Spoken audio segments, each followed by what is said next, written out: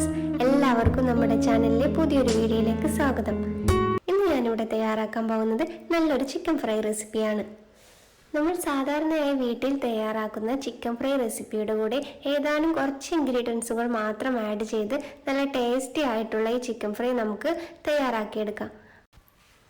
ഞാനിവിടെ എടുത്തിരിക്കുന്നത് ഏകദേശം കഴുകി വൃത്തിയാക്കിയിട്ടുള്ള 750 ഗ്രാം ബോൺലെസ് ചിക്കനാണ്.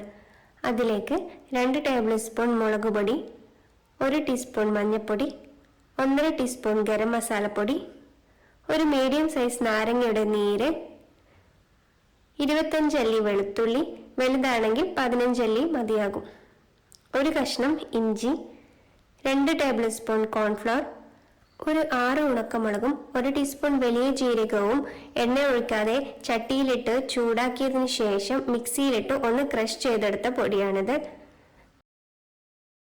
പിന്നെ ഇതിലേക്ക് 1 ടീസ്പൂൺ അരിപ്പൊടി, തരിയുള്ള പൊടി എടുക്കുന്നതായിരിക്കും നല്ലത്, ചിക്കൻ ഒന്നുകൂടി ക്രിസ്പി ആയിട്ട് കിട്ടാൻ വേണ്ടിയിട്ടാണ്.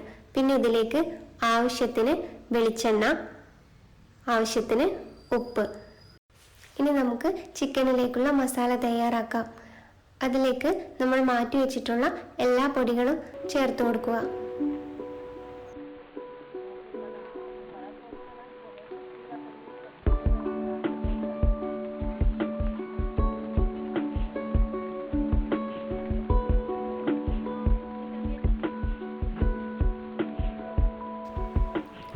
ആവശ്യത്തിന് ഉപ്പും വെളിച്ചെണ്ണയും വിനാഗിരിയും ചേർത്ത് ഇതുപോലെ ലൂസ് പേസ്റ്റ് ആക്കി എടുക്കാം.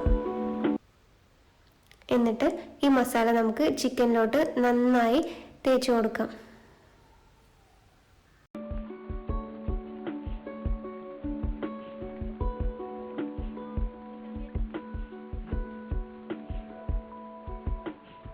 ചിക്കന് നന്നായിട്ട് നമ്മൾ മസാല തേച്ച് കൊടുത്തിട്ടുണ്ട്. ഇത് ഏകദേശം ഒരു 45 മിനിറ്റോളം നമ്മൾ ഫ്രിഡ്ജിൽ റെസ്റ്റ് ചെയ്യാൻ വെക്കണം. നമ്മൾ എത്ര ടൈം വെക്കുന്നോ അത്രയും നന്നായിട്ട് ഈ മസാല ചിക്കനിലോട്ട് നന്നായിട്ട് പിടിക്കുന്നതായിരിക്കും. അപ്പോൾ നമുക്കിത് ഏകദേശം ഒരു 45 മിനിറ്റ് കഴിഞ്ഞിട്ട് നന്നായിട്ട് ഫ്രൈ ചെയ്തെടുക്കാം. ചിക്കനിൽ നന്നായിട്ട് മസാല പിടിച്ചിട്ടുണ്ട്. അപ്പോൾ നമുക്കൊരു ചട്ടി വെച്ചതിന് ശേഷം ഓയിൽ ഒഴിച്ച് നമുക്ക് നന്നായിട്ട് ഒന്ന് ഫ്രൈ ചെയ്തെടുക്കാം. ഹൈ ഫ്ലെയിമിൽ വെച്ചിട്ട് നമുക്ക് ചിക്കൻ ഇതിലോട്ട് ഇട്ട് കൊടുക്കാം. ശേഷം മീഡിയം ഫ്ലെയിമിലാക്കി വെക്കണം, അല്ലെങ്കിൽ പെട്ടെന്ന് തന്നെ ഇത് മസാല കരിഞ്ഞു പോകാൻ ചാൻസ് ഉണ്ട്. അപ്പോൾ മുഴുവൻ ചിക്കൻ നമുക്ക് ഇതുപോലെ ഫ്രൈ ചെയ്തിട്ട് എടുക്കാം.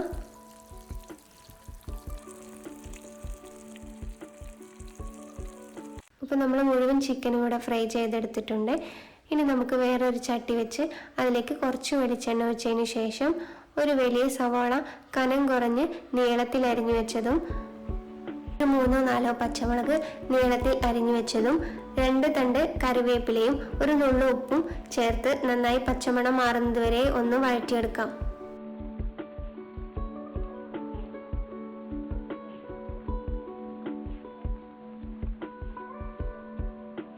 ഏകദേശം പച്ചമണം മാറി വന്നിട്ടുണ്ട്.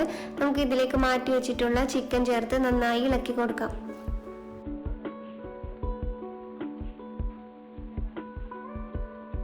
അപ്പോൾ നമ്മൾ ചിക്കൻ ഫ്രൈ ഇവിടെ റെഡി ആയിട്ടുണ്ട്. നിങ്ങൾ വീട്ടിൽ ഇതുപോലെ ഒന്ന് ട്രൈ ചെയ്ത് നോക്കും, നിങ്ങൾക്ക് ഉറപ്പായിട്ടും ഇത് ഇഷ്ടപ്പെടും. നിങ്ങൾ എൻ്റെ ചാനൽ ആദ്യമായിട്ടാണ് കാണുന്നതെങ്കിൽ ഒന്ന് സബ്സ്ക്രൈബ് ചെയ്യണേ. നിങ്ങൾക്ക് ഈ വീഡിയോ ഇഷ്ടപ്പെട്ടിട്ടുണ്ടെങ്കിൽ ഒന്ന് ലൈക്ക് ചെയ്യണേ. നിങ്ങൾക്ക് എന്തെങ്കിലും സജഷൻസ് ഉണ്ടെങ്കിൽ അതെൻ്റെ കമൻറ്റ് ബോക്സിൽ കമൻറ്റ് ചെയ്യണേ. Thank you.